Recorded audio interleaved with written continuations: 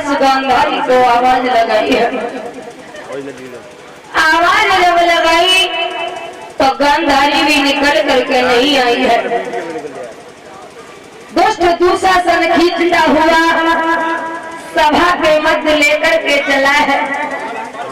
आज जैसे ही चला जा रहा था बहुत लगी ना सभा में पहुंचा है। सभा में जब पहुंचा तो उसी समय दुर्योधन ने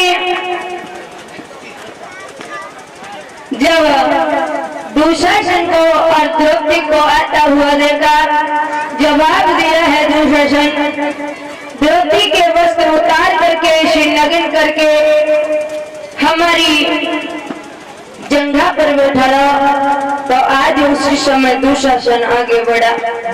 इधर द्रौपदी सभा के मध्य में पहुंची है।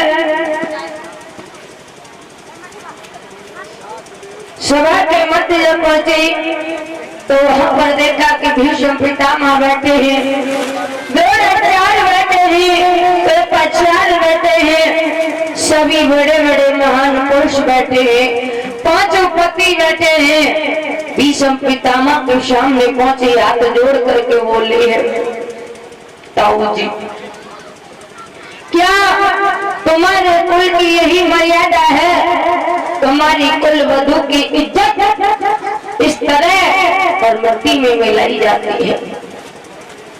भीष्म पितामह कुछ नहीं बोले। आज उसी समय द्रौपदी कृपाचार्य के पास में पहुंची, जवाब दिया गुरुदेव। द्रोणाचार्य के पास में पहुंची, हाथ जोड़ करके बोली है गुरुदेव